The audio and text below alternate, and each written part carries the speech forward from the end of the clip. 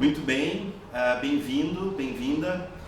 Hoje a gente vai começar uma nova série de vídeos na Oversize e a gente vai falar sempre nessa série com uma pessoa muito especial.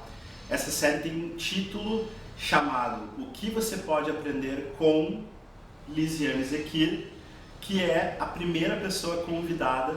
Vai contar um pouco da história dela, vai contar um pouco do trabalho dela, mas principalmente vai compartilhar um pouco do conhecimento dela com a gente, para a gente poder, através dos olhos dela, através do prisma que ela tem e do contato que ela tem com o mercado, trazer insights, trazer olhares novos, trazer uma visão nova. Muito obrigado, Lizzy. Eu que agradeço. Eu quero já começar direto entrando no conteúdo e te perguntar sobre a tua principal metodologia de trabalho, né? O que é exatamente, ou da onde veio, como é que foi construída essa história da revolução amorosa? Legal. Isso é um projeto que vem sendo desenhado há muitos anos, né? O meu trabalho é 22 anos na área de desenvolvimento. Eu já pude experimentar várias técnicas. Eu vinha de uma formação um pouco mais técnica, né? Tanto os programas de desenvolvimento de liderança, de equipe, todos eles tinham muito do meu amor pela profissão, por ensinar, por ser professora, mas eles sempre muito técnicos. Até que eu fiz algumas formações que foram me ajudando a olhar de uma forma diferente, né, para o trabalho e até aprender a flexibilizar, a relaxar um pouco, e tem muito a ver com o que as pessoas também estão esperando hoje. Então o projeto da Revolução Amorosa surgiu por conta das dificuldades que a gente está encontrando no dia a dia. A gente, todo mundo, né? A gente está passando por um momento delicado, social, econômico, financeiro, político, muitos questionamentos, né? As pessoas estão se questionando sobre tudo, porque afinal de contas, onde é que eu vou me segurar para me sentir satisfeita e conseguir ter força para avançar? Então, o Revolução surgiu nesse momento, né? Pelo menos há 4 anos atrás, ele já era um pequeno embrião, Sim. Mas há 4 anos atrás eu tive a notícia de 3 pessoas muito próximas que adoeceram por doenças psicossomáticas no trabalho. E aquilo foi muito impactante para mim, então eu, de alguma forma, acelerei o lançamento do projeto Revolução para que, vamos dizer assim, inicialmente ele seria um programa para pessoas físicas, para tu encontrar mais leveza no teu dia a dia. Tu achasse recurso num programa, ele inicialmente era semanal, eram 6 semanas, encontros de 2 horas, para a gente ir processando alguns recursos, algumas vivências e poder então encarar o dia a dia de uma forma mais leve. Deixa eu te interromper e te fazer uma pergunta. Tu comentou no início que as formações eram muito técnicas. O que tu quer dizer assim, muito técnicas? Eu sempre gostei de trabalhar com vivência, com dinâmica, com tudo, mas talvez até pela questão de estar começando há 20 anos atrás, né, enfim, existiu uma certa rigidez quanto a conteúdo. Entendi. Como se fossem cartilhas. Como se fosse muito mais próximo de treinamento do que de desenvolvimento. Entendi. Vamos dizer assim. Entendi. E aos poucos eu fui migrando, não quer dizer que eu não faça treinamentos, né? Mas eu fui migrando para um olhar mais de desenvolvimento mesmo, né? Considerar principalmente que o aluno, né, o participante, ele é um agente muito importante no resultado final. Quando a gente olha faz um olhar um pouco mais técnico, é como se o professor fosse o protagonista. Certo. Quando a gente considera desenvolvimento e o que o grupo vai te entregar, porque o grupo sempre é sábio, né? O grupo sabe muito mais do que cada um. A gente consegue fazer com que todos sejam protagonistas. Dá muito mais trabalho, mas é muito mais rico, né? Então a gente sai todo mundo com uma bagagem muito bacana, assim. Legal. Essa transição, então, não negando esse modelo antigo, mas essa transição para um modelo onde a pessoa ela se vê mais como protagonista. Sim. E vê que as ações dela são responsáveis pelo desenvolvimento dela. Total. Ela assume essa responsabilidade. Bem interessante isso. onde que isso se conecta? Eu já ouvi tu falar sobre que o foco, muitas vezes dentro de uma empresa, ele está no processo, na processualística, no desenhar o processo, que o processo é importante, que isso é a inteligência da empresa. E eu acredito que seja também, Tá bem, né, não tá errado. não está errado. Mas onde que entra as pessoas, a equipe, a liderança nesse aspecto? Tu acha que qual que é a tua visão desse peso, dessa importância? Né? Qual é a minha... Eu levanto essa bandeira desde o começo, assim. Por que a gente tem que focar só no processo e não nas pessoas? Eu tenho... Um dos meus projetos mais antigos é o Atendimento Nota 10, que é um programa de implementação de padrão de atendimento. E eu sempre digo para as empresas, e até hoje eu não vi alguma outra empresa de treinamento trabalhar dessa forma. A gente fica trabalhando, quando o cliente chegar, você diga: olá, bem-vindo à nossa loja, é um prazer atendê-lo. E fica mecanizado, a gente está focando no processo de atendimento, não na pessoa. Sim. Claro que dá um pouco mais de trabalho, mas olha a diferença, tá? É uma diferença conceitual, tá? O padrão de atendimento não é todo mundo falar a mesma coisa, mas todas as pessoas que atenderem naquele lugar vão fazer com que os clientes se sintam satisfeitos. Então, tu pode dizer: bem-vindo à nossa loja, se fica confortável para ti, e eu vou dizer: nossa, que bom te ter aqui. Cada um colocar o seu jeito de se comunicar, Exato. o seu jeito de falar. Isso tem tudo a ver com autorresponsabilidade.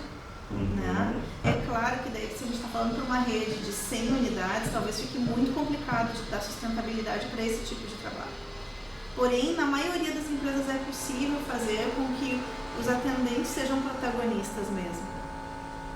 Porque daí ele vai pensar numa forma de resolver o problema do cliente. Porque se ele começa a reproduzir tal qual um processo, ele nem está pensando no que o cliente está dizendo. Interessante. Isso, de certa forma, também para os líderes, que normalmente quer quem contrata esse tipo de trabalho. Normalmente a decisão vem da liderança, ou do dono, do proprietário. Ele tem, além de um trabalho bem feito e do resultado que ele está querendo ali, por exemplo, que é um atendimento melhor para o cliente dele, de certa forma ele também desafoga, ele tem uma carga de responsabilidade menor, porque ele está responsabilizando a equipe dele a tomar as decisões, ele está descentralizando. Eu queria que tu falasse um pouquinho disso, das tuas experiências que tu já conduziu e que tu viu isso acontecer, né, na prática. Isso é muito difícil para o líder, né?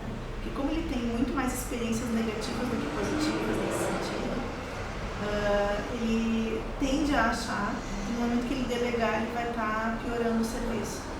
E quando piorar o serviço, ele vai centralizar tudo de novo.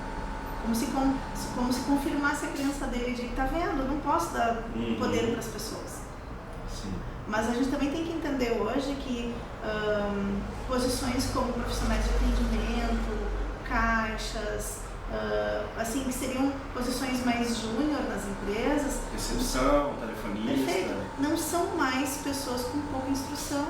Hoje a gente vê gente com pós-graduação indo para esse tipo de... Porque é sinal da crise do mercado também, né? Então, assim, são pessoas que têm muito para entregar.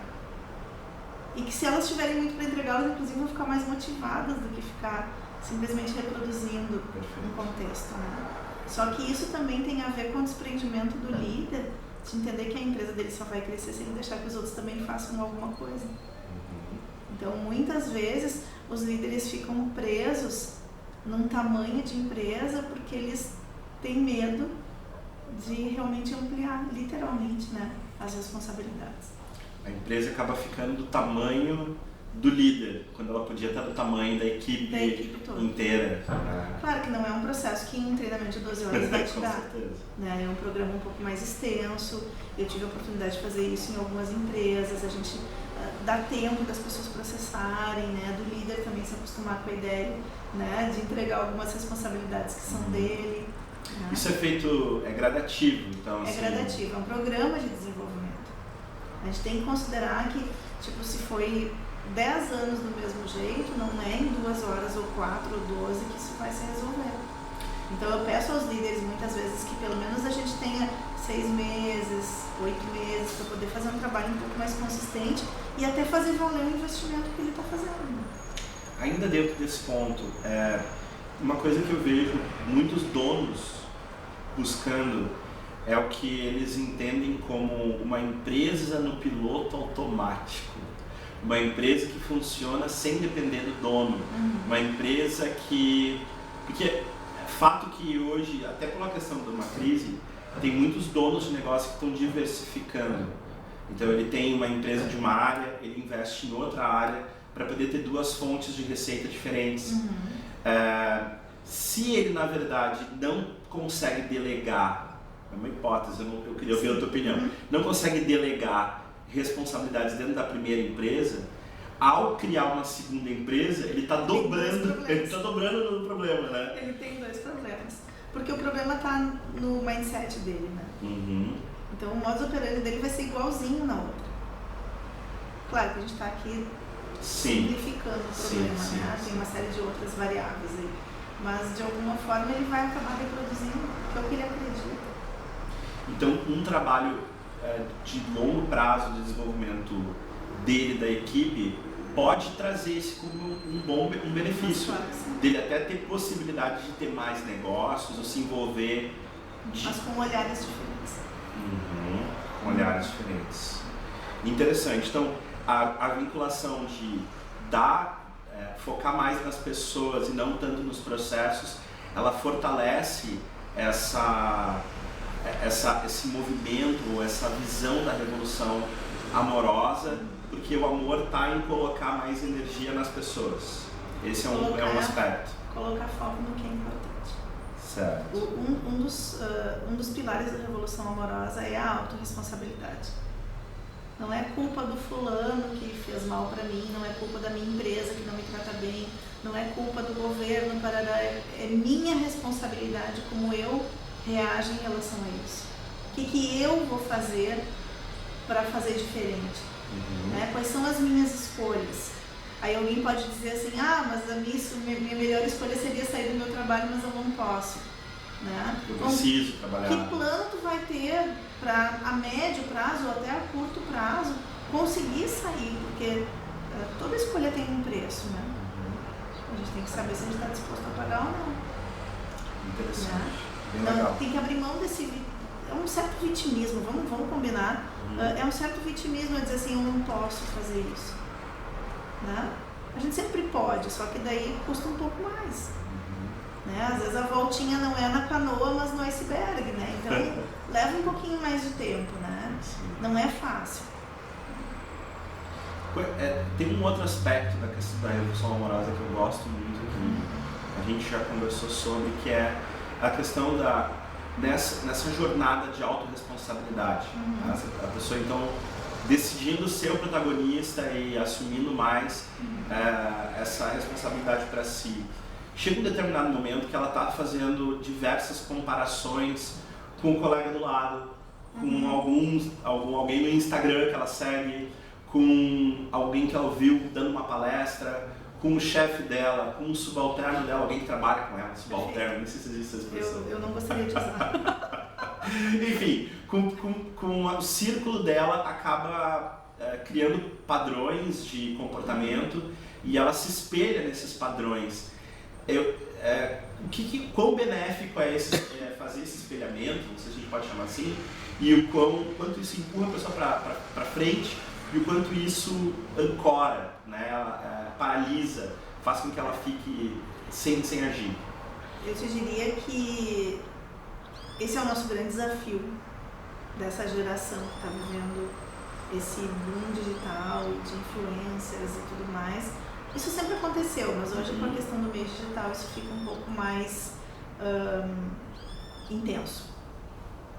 O que acontece? Se a gente começa a trabalhar a autorresponsabilidade, é natural que a gente olhe mais pra gente. E é natural que eu queira buscar mais coisas que tenham o objetivo de me desenvolver.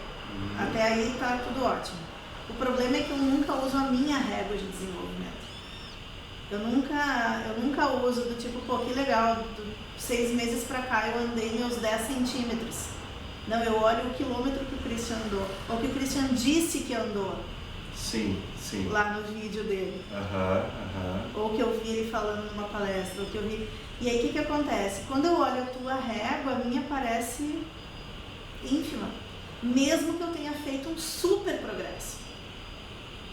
Então assim, o que acontece? Começam inúmeras comparações e normalmente elas não são para melhor. Então, ela não motiva a pessoa.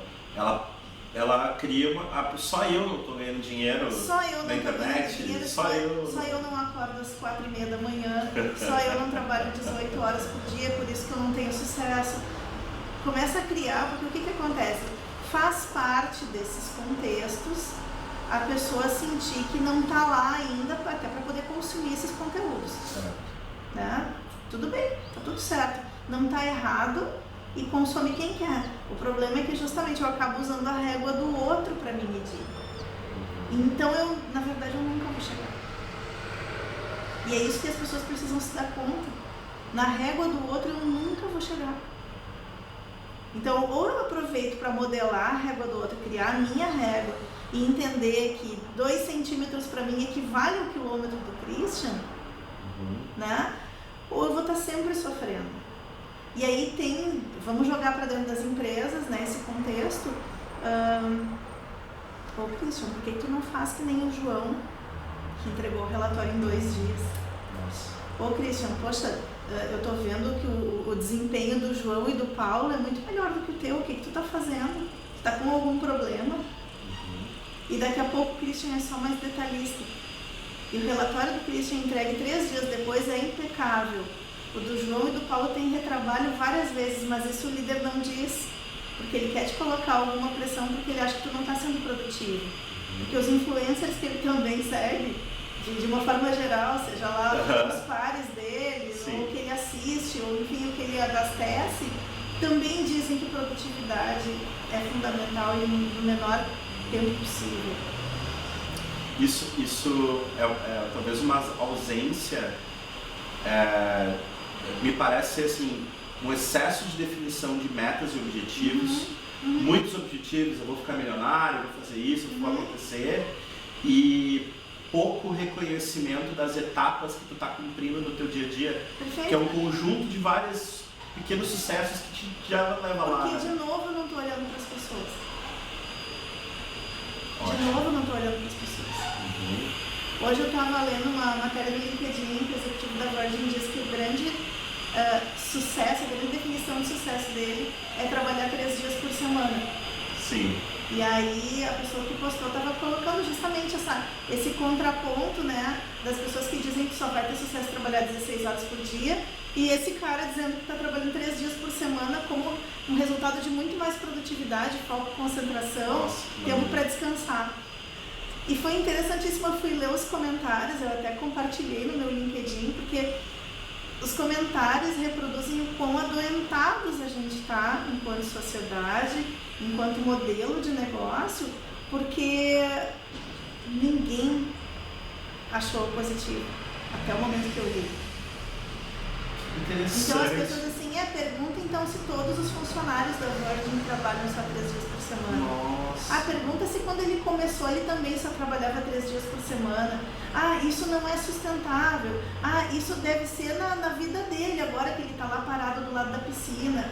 Ou seja, em nenhum momento as pessoas pararam para pensar que aquilo poderia se encaixar para elas. Porque a gente está vivendo uma certa neurose de trabalhar demais para ganhar mais. E às vezes é o caminho justamente oposto, né? Domênico De Masi já falava disso há muitos anos atrás. E ele foi ridicularizado por muito tempo. Só que se a gente lê hoje o Ócio Criativo, por exemplo, é uma coisa que faz todo sentido. Quantas vezes a gente deixa de ter uma boa ideia porque a gente está sob pressão? Do dia a dia, do prazo, de uma série de coisas, né? Então, por exemplo, o processo criativo, a mente criativa, a solução ideal, só acontece quando a gente está relaxado. Quando a mente está calma, quieta. Por isso que a gente tem boas ideias quando lava a louça, quando vai tomar banho, quando está tomando um cafezinho. Então, o que acontece? Ah, mas eu sou criativo sob pressão. Tu é, mas a tua melhor ideia criativa, entre aspas, vai ser aquela que te livra mais rápido do problema. Ai, tive uma ideia, graças a Deus. Sim. Pronto, sou criativo, funciono bem sob pressão. E não é real, porque se tu tivesse um tempo mais relaxado, com a mente relaxada, talvez a ideia seja completamente diferente. É por isso também que muitas pessoas falham, por exemplo, em processos de coaching. Porque muitas vezes o coach aprendeu um formato que diz assim, hoje nós vamos descobrir o teu propósito. Gente, não é assim que se descobre. Tipo, se a gente não fizer o nosso plano de ação hoje, o processo não está valendo. Sim. Então, assim, o que acontece? Vai sair o plano de ação. É possível que saia o propósito. A chance é pequena. Né? A questão é que o que sair dali não é a real essência da pessoa. É o que ela quer fazer para dizer, cumpri minha meta. Fechei. Sim. Uma vida entregador de tarefas e talvez não consegue dar tempo para a coisa maturar, refletir, ponderar. E quando termina o processo, o coach está satisfeito? O coach não está. O que ele diz? O processo de coaching não funciona. Eu tenho procurado, eu fiz isso muitas vezes quando eu comecei a trabalhar com coach. Tinha milhares de ferramentas, tinha um monte de coisa. E eu tenho certeza que alguns coaches pobrezinhos eu tonteei com isso. E lá pelas tantas eu me dei conta que quando ele me pedia, vamos fazer um intervalo quinzenal, que eu acho que eu vou processar melhor. Que normalmente era semanal. Normalmente era semanal. Funcionava muito melhor. Então hoje eu faço um híbrido, eu faço os 3 primeiros encontros com intervalos semanais para conhecer bem a pessoa, para a gente montar alguma estratégia e depois nós damos intervalos quinzenais ou até de 3 semanas se for necessário. Que a velocidade de cada um também é diferente. É diferente e a vida dela, ela tem que escolher. A gente tem que acabar com essa história assim, ó, de é legal ter modelos, é legal ter estratégias a seguir, mas a régua de cada um ela é muito pessoal. Perfeito. Assim como a definição de sucesso, que para ti é uma, para mim é outra, para cada pessoa tem uma descrição diferente de sucesso. E todas são dignas, né? É bem importante, eu acho que eu queria que tu falasse um pouquinho mais sobre esse ponto da questão do que é sucesso, porque tem uma relação hoje muito clara de sucesso com seguidores, sucesso com grana. Eu nunca imaginei que eu fosse ver na minha vida pessoas postando stories com a conta bancária, sabe? Olha aqui quanto eu ganhei esse mês, olha o curso, quanto eu faturei. E isso parece ser um indicador de sucesso. A gente não sabe se é verdade ou não, nem estou aqui para julgar isso, mas eu vejo as pessoas olhando aquilo e desejando aquilo. E eu fico me pensando, será que eu quero isso mesmo? Será que isso, mesmo que não seja a minha régua, não seja o meu alvo, né?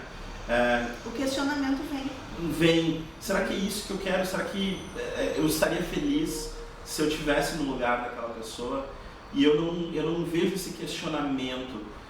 Voltando à questão da autorresponsabilidade, o que tu sugeriria para de exercício, de reflexão, para a pessoa poder entender o que serve para ela? Sim. Como é que ela faz um filtro dessa quantidade imensa de informação que ela tem, né, para poder absorver o que é valioso para ela? Eu acho que a pergunta, quando eu vejo essas coisas da conta bancária, sem querer julgar, né? Porque se a pessoa está postando é porque alguém está olhando e alguém está comprando o produto dela com essa estratégia. Apesar de eu não concordar com ela.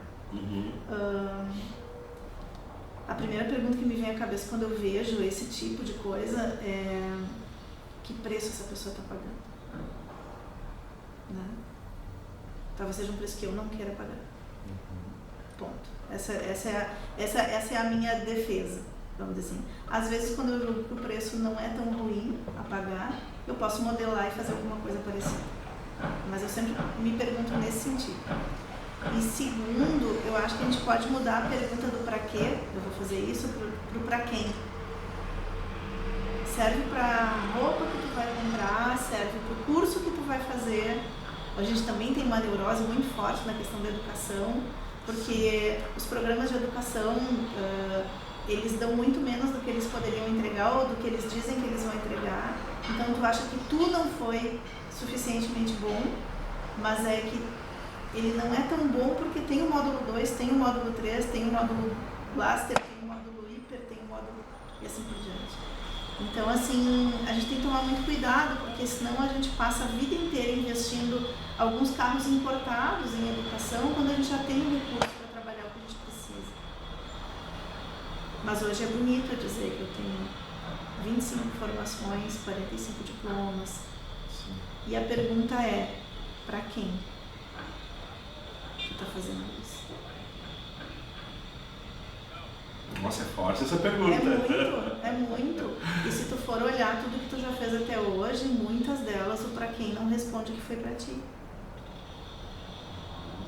Tu fez pra tu ter um outro cargo numa empresa, o que não é ruim, mas tu fez. E muitas delas, eu te garanto que pelo menos 30% do que a gente faz é pros outros. Às vezes um pouquinho mais alto esse percentual. Pra quem tu tá fazendo? Isso significa tu honrar todo o resto que tu já fez.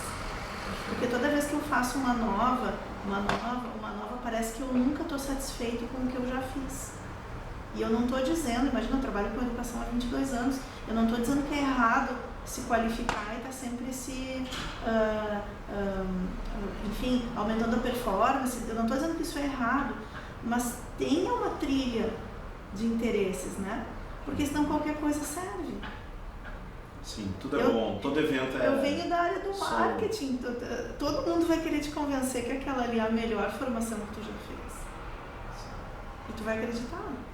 Porque se tu não tem isso muito claro, por isso, por exemplo, a Revolução trabalha muito a questão da consciência, além da autorresponsabilidade.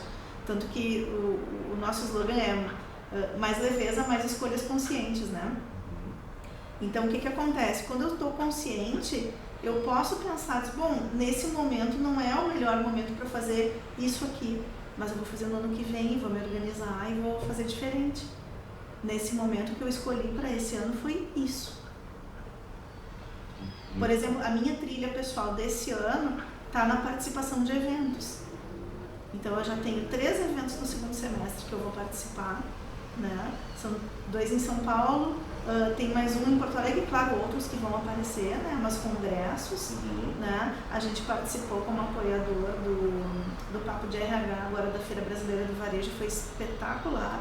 Foram 3 dias muito bacanas. Então, assim, o meu foco desse ano é esse. Tá tudo relacionado, mas é claro, amarrado. É claro. Ah, Lise, mas por que tu não vai fazer o curso tal? E a minha pergunta sempre é, para quem eu vou escolher fazer o curso tal?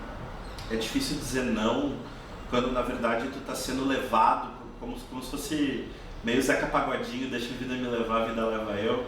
Tu tá sendo carregado por uma onda de oba-oba. Sim. Faz aquele curso. Ah, parece que essa formação é muito boa. E a tua rede e aí tem alguém importante para ti que disse que aquele curso é bom. Né? Perfeito. Só que talvez ela tenha dito porque ela foi levada também a dizer. E aí, de novo, né, consciência. A questão é que quando eu não tô leve, eu não consigo ser consciente. E quando eu tô consciente, eu consigo dizer alguns não, e daí, consequentemente, eu fico mais leve. Então, esse é o grande ponto, né? Então, eu acho que uma boa saída é sempre perguntar para quem eu vou fazer aquele movimento. Para quem? Para quem? E vale para absolutamente tudo. Passa a ser também a gente falou bastante da consciência, eu queria que tu explorasse um pouco mais a questão da leveza, né? Que dentro desse contexto de se questionar e questionar o que tu tá fazendo, que atitudes que tu pode ter para te tornar mais leve, né? Dentro do teu ambiente de trabalho, em casa, da tua história acadêmica, enfim, e o quanto... Talvez um outro aspecto que tu já comentou comigo é de que as pessoas, de certa forma, estão adoecendo. Sim. De várias formas diferentes. Onde esse exercício da leveza, você pode chamar assim, esse exercício da leveza, ele contribui para combater essas doenças novas que estão surgindo. Sim. Não, e é um dado que é muito concreto, né? São quase 160 milhões de brasileiros que se afastam do ambiente de trabalho por ano. É muita gente. É muita gente. E a gente sempre conhece alguém, né? Que precisou ser afastado, enfim. Há poucas semanas eu fiz um trabalho do Revolução Amorosa dentro de uma empresa, porque tem o projeto Revolução Amorosa, que hoje ele atua em caráter de imersão, é uma sexta e um sábado, uma sexta-noite, o sábado durante o dia, e tem o projeto do Revolução Amorosa na empresa. Então, um é aberto, que tu vai formar um time, um grupo ali. É um curso qualquer aberto, um pode participar. Qualquer um participa. E aí tem um company dentro da empresa para fazer a imersão da equipe. Exato. Por quê? Muitas vezes a gente tem momentos em que a equipe toda adoeceu. Troca de gestão, um conflito muito grave, alguém que criou um ambiente, né? Nunca é uma pessoa só, mas enfim, Sim. A criação de um ambiente mais conflituoso, e esse projeto da escuta amorosa, do conceito da revolução amorosa na empresa, ele pode ajudar muito. O que é essa escuta amorosa? Nós temos algumas atividades que a gente faz considerando uma linha de team building com base no conceito do Revolução Amorosa, onde a gente encontra o que é importante para mim, o que não é importante e eu posso abrir mão, né? E como eu vou andar de uma forma mais leve. Então, assim, basicamente são esses 3 movimentos que a gente faz nesse encontro, e é um encontro que dá um resultado muito interessante. E agora, há pouco, a gente fez com uma equipe que estava muito sensibilizada, assim, com algumas possíveis levas de demissões e tudo mais, e a gente foi, então, fazer um trabalho para justamente cuidar de quem está ainda dentro da empresa, né, e que precisa produzir, às vezes até melhor do que antes, porque tem menos gente, e ainda deixar de lado aquela pressão de, será que amanhã sou eu que estou indo embora, né? E foi extremamente produtivo, as pessoas conseguiram se conectar bastante bem, inclusive querendo compartilhar o que estavam sentindo, né? O que acontece? Hoje a gente tem algumas dores que a gente precisa acabar engolindo no trabalho, na família, com os amigos, porque afinal tá todo mundo bem nas redes. Ou quase todo mundo bem. Sim, pelo menos parece, né? E aí, daí o que acontece? A gente não pergunta mais se tá tudo bem e espera que a pessoa responda. A gente pergunta, e aí, tudo? E a pessoa diz, tudo? Tudo o quê? Porque eu não quero te ouvir. Porque se tu me falar e tu estiver bem, talvez eu fique triste. E se tu me falar que tu tá mal, eu vou ter que te contar que eu também tô. Ou seja, é uma armadilha completa. E aí as pessoas tendem a engolir isso e elas vão ficando doentes porque elas não colocam isso para fora. Nem todo mundo tem um recurso suficiente para estar fazendo um processo terapêutico ou uma atividade.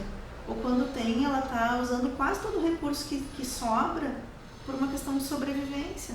Que coisa séria isso. Sabe? Então assim, não, eu tô super bem, 2 dias por semana eu faço hidroginástica, eu tenho 2 massagens por semana, porque me dói muito a cervical, e daí eu ainda faço terapia 3 vezes por semana e tô tomando um remedinho. Quer dizer, olha o aparato que a gente está usando para viver. E eu não estou dizendo que isso não é bom, isso é bom na medida certa, né?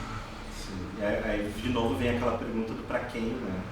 Porque talvez essa quantidade absurda, eu acho talvez absurdo pelo que não, mas é muito comum. Né? Claro que a gente está exagerando. Muitas bengalas, né? Muitas bengalas. E de novo, não é errado, pelo contrário, às vezes é uma questão de sobrevivência. Mas que talvez se essa pessoa tivesse um pouquinho mais de consciência, talvez ela escolhesse sair daquele trabalho. Com certeza. E ela teria muito menos dores para dar conta. Pegando esse aspecto, eu queria que tu voltasse no exemplo que tu estava dando dentro da empresa, que tu fez essa imersão, né? Que mudança que se provoca pós imersão da Revolução Amorosa? O que acontece com as pessoas e o que acontece com a empresa? O que pode acontecer? Obviamente que não é uma fórmula pronta que funciona, o resultado é igual em todos os lugares, porque os problemas são diferentes. Sim. Também. O que eu tenho visto depois que a gente faz uma intervenção como essa? Porque a gente pode fazer só a intervenção ou a gente pode seguir fazendo um acompanhamento de escutas com o grupo. Claro que esse trabalho tem mais resultado, porque eu sei que a Lise vem no mês que vem, então eu também tenho Eu tenho um momento para desafogar também as coisas que estão me preocupando e é uma escuta sem julgamento. Então, assim, eu sei que se eu contar ali no grupo, talvez eu não me sinta tão confortável, mas se eu contar para a Liz, ou se eu contar num grupo menor, eu consigo desafogar minhas dúvidas, ouvir um pouco mais dos outros. Então, assim, claro que tem um resultado melhor, mas a partir da intervenção da Revolução Amorosa na empresa, é possível a gente ver uma diminuição de conflito, um olhar mais empático para o outro, porque as pessoas acabam de alguma forma compartilhando algumas dores, né? E nós desenhamos alguns acordos de grupo. O que nós vamos combinar que nós não vamos mais fazer? E o que nós vamos combinar que a partir de agora tem que funcionar melhor. Interessante. Então o grupo se auto-organiza. Exatamente. De novo, a questão da autorresponsabilidade. Né? Então, assim, existe a manutenção das escutas, né? Mas existe também essa intervenção que ela já é bastante positiva. Né? Então o grupo se fortalece com isso. Talvez até a liderança se fortaleça a partir do momento que a liderança vai jogar outro jogo, vamos dizer assim. Ela se libera de ter que entrar em campo ali todo dia para fazer alguma coisa, para poder fazer outras atividades que são talvez tão importantes, que estão descobertas, porque ela tá ali, né? Para os líderes, eu tô finalizando um projeto que chama Amor, a Competência dos Grandes Líderes, que fecha o guarda-chuva, né, da Revolução Amorosa, que já foi trabalhado em algumas palestras, em algumas empresas, e os líderes saem bastante impactados. Porque realmente a gente precisa trabalhar, se fala tanto de soft skills, e se fala tanto, mas sempre do meio para baixo, né? Tem que começar, a gente não lava uma escada do meio para baixo, né? Tem que começar lá em cima. Então a ideia desse projeto é agora, tanto individualmente como em grupos, trabalhar essas questões mais sensíveis, né, do processo da escuta, porque o grupo também acompanha muito o exemplo do líder, né? Então, um líder cruel vai gerar um grupo cruel. Em outros níveis, mas vai gerar um grupo cruel. Então, é um processo de autorresponsabilidade, de consciência, de leveza, e a liderança ela tem que ser a primeira a abraçar. Mas, claro, dá um pouquinho mais de trabalho. É mais difícil. Mas dá mais resultado. É uma mudança que a gente está vendo em poucas empresas ainda, se a gente for pensar em termos percentuais. Mas muitas empresas já estão nascendo com esse DNA hoje. Porque a gente está, vamos dizer assim, esses novos profissionais que estão entrando no mercado de trabalho, que tem lá seus 20, 25, até 30 anos, e até mesmo nós que estamos lá, nós não, né? Eu... passaram dos 40, né, e tudo mais, a gente quer um trabalho mais sustentável, um trabalho que a gente amanheça e diga, poxa, que legal que eu estou indo para um trabalho onde eu sou reconhecido, onde eu me sinto bem, onde eu sei que eu vou agregar de alguma forma. Né? Tá todo mundo querendo isso. Esse é o grande ganho de uma crise, né? A gente começa a ver o que é importante para nós. Exatamente. E se a gente não olhar, a gente está sob a pena de ter um trabalho medíocre, ficar doente, e a vida não valer para quase nada. E aí para onde eu vou? Eu vou para as anestesias, que pode ser tanto eu ser viciada em série, porque eu não quero pensar, ou eu ir para um vício um pouco mais pesado. Sim. De novo estou adoecendo. Que interessante, a gente, como a gente sempre ouve aquele jargão, né? Que em tempos de crise é tempo de oportunidade, de tirar o R do crise, vira CRI, o S, né? Vira CRI, né? E talvez a crise ela deixa a gente mais humilde também, tem uma série de vantagens, mas pensando dentro desse ambiente de desenvolvimento, até para a gente finalizar o nosso papo de hoje, o que tu gostaria de deixar como mensagem? O que talvez a Revolução Amorosa, como um método e seus desdobramentos e essas reflexões que tu está provocando, seja com os teus coaches, seja com as equipes que tu está trabalhando, com os alunos que vêm aqui nesse espaço aqui fazer as vivências contigo, né? O que a Revolução Amorosa pode auxiliar nesse momento que a gente está vivendo de escassez, né? Eu gosto sempre de chamar a crise de escassez, que a gente está, não é que não tem nada acontecendo, não é que está tudo parado. É um pouco mais contraído. Isso, mais contraído, né? O que essa Revolução Amorosa pode auxiliar as pessoas e as empresas a lidar com essa crise? Que ferramentas as pessoas vão ter para enfrentar esse momento? Porque talvez agora um momento de crise, talvez a gente vai passar por novamente um momento de vacas gordas, né, de crescimento, mas essa crise vai voltar e eu sinto que a gente não aprende com esses momentos, né? Então, que ferramentas que a Revolução Amorosa traz para esse jogo, para essa jornada? Uma série de recursos internos, tá? Mas quero te adiantar alguns que mesmo a pessoa sem fazer o programa pode aproveitar. Acho que daí fica bem prático, né? Primeiro ponto. O que é importante na tua vida? Escreve num caderno. O que é importante para tua vida? Quando tu sabe o que é importante para tua vida, aquela respostinha do para quem vai ficar mais fácil. Certo. Aí surge uma oportunidade, sempre pensa nisso. Para quem? E vê assim, às vezes não é um curso que eu vou ter que pagar X mil reais, não é essa questão. Às vezes é aquele monte de cursinho gratuito, de workshop de 10 reais e tal, e que de novo eu não estou dizendo que está errado, mas para quem eu estou indo? Porque daqui a pouco eu estou fazendo 2, 3 por semana, só porque eu acho que eu tenho que estar presente. Para quem eu tenho que estar presente? Né? Onde eu vou estar de verdade presente? Mas a minha profissão hoje é o ponto mais importante. Bom, então tu tem que ir 3 vezes por semana nos eventos. Tá ok. Agora, se a tua família é a parte mais importante, onde está o espaço da família naquele momento? Então, assim, são só exemplos, eu não estou dizendo que são modelos. Sim, então, além da questão da reflexão, tu tem que pensar como é que tu vai agir. Como é que tu vai ser coerente com o que não é só importante. Pensar no que é importante, mas ir agir para... Se, por exemplo, a minha família é minha prioridade, apesar de eu amar o que eu faço. Então, assim, os meus clientes sabem, a terça-feira à tarde é um dia que eu dedico quase que exclusivamente para minha filha, porque ela tem atividades extra classe e que eu gosto de levar ela pessoalmente.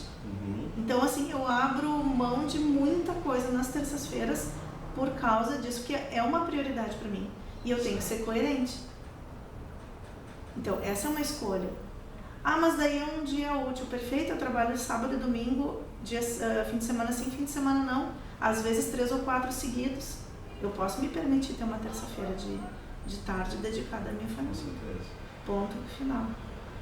Entende? Então, às vezes, assim, eu não costumo ir a muitos eventos. Eu gosto de ir, mas eu priorizo as coisas que são importantes para mim. Né? E não é por mal, não é que eu não goste dos eventos, não gosto de ir, mas eu também gosto de priorizar as coisas que têm mais valor. Ótimo. Então, assim, e é uma escala pessoal, é a minha regra. Então, o para quem é super importante. Porque quando eu sou coerente com o para quem, com as coisas que são importantes para mim, eu consigo dizer um não com amor. Não é um não por mal, não é um não... Entende? O meu não é com amor, porque eu estou fazendo uma escolha amorosa. E sem culpa. Sem culpa. Tu está honrando a tua escolha. Então, naturalmente, tu fica mais leve. O problema é que as pessoas estão muito doentes hoje é que eu vou botando muita pedra na minha mochila e cada vez fica mais pesada a minha mochila. E aí fica ruim, né? Fica ruim de carregar. E eu não subo nenhuma montanha com a mochila pesada. Então, assim, retomando, definir o que é importante para ti, fazer essa escolha. Escolher o para quem. Perguntar sempre para quem, antes de cada passo que tu for dar. E onde que tu vai estar, onde que tu vai colocar a tua energia. Onde tu vai colocar o teu foco. E daí, assim, eu te diria que mais uma coisa, né? Cuida de ti. Quanto mais a gente cuida da gente, mais eu consigo ser empático com as dores do outro. Porque eu sei que ele pode estar passando pela mesma coisa que eu. Ou alguma coisa até muito mais difícil do que eu. Agora, quando eu estou sempre olhando para o outro, seja lá cuidando do outro, fazendo coisas pelo outro, ou esperando o reconhecimento do outro, fica muito difícil de eu olhar para mim. E daí o caminho é muito fácil de eu virar uma vítima. Pô, eu ajudo todo mundo e ninguém me ajuda. Mas é o caminho contrário, entende? Cuida de ti primeiro para tu estar mais forte. O princípio da caridade é esse, né? Tu cuida primeiro de ti para depois tu poder cuidar dos outros. Porque a gente só dá o que a gente tem. E se tu não tem amor por ti, o que tu vai dar para os outros? É no máximo uma barganha. Tu não tá dando amor, tu tá barganhando. E aí não tem como ser verdadeiro. Então, no momento que eu cuido de mim, que eu me abasteço de amor, eu tenho amor para te dar também. Sim. O primeiro movimento interno. O primeiro movimento é teu. O primeiro movimento Tu começa precisa aqui. cuidar de ti. E aí a gente pode ampliar para uma série de coisas, o quanto tu vai cuidar das tuas horas de sono, o quanto tu vai cuidar da tua alimentação, o que tu está colocando para dentro de ti como alimento espiritual, como alimento de conteúdo. Exato. O que tu quer te abastecer, né? Porque tu vai reproduzir aquilo que tu tá te abastecendo. São perguntas que vão te fazer daqui a pouco deixar de seguir algumas pessoas, seguir outras, dedicar mais tempo para uma leitura se for importante para ti. Enfim, tudo isso vai trazer muito mais leveza. E quando eu tô alegre, eu tô consciente. Quando eu tô consciente, eu escolho não. Ótimo, ótimo. Parece fácil. É Simples, mas não é tão fácil quanto parece. Eu acho que de tudo, assim, a questão se tu tá consciente, se tu busca ter essa reflexão e ter essa consciência, as tuas escolhas mais conscientes vão provavelmente ser melhores escolhas. Claro. Independente de ser boa ou não, mostrar no futuro que não foi o que tu imaginava. Naquele momento tu tá consciente. Tu tá consciente. Acho que a consciência talvez seja a grande desafio, porque esse negócio aqui que a gente tem como parte do nosso corpo, ele tira um pouco, ele nos anestesia, ele nos paralisa, ele nos desmotiva. Mas dependendo de como a gente... depende de como tu pode encarar ele como um inimigo ou como um parceiro. É isso aí. Muito bom, Lizzy. Muito obrigado. Eu agradeço muito. Gente, para quem quiser conhecer o trabalho da Lizzy um pouco mais, vocês podem acessar o site dela, é lizianezekir.com.br, joguem ela no Google. Muito obrigado para quem ficou até o fim desse vídeo aqui, ouvindo esse nosso bate-papo.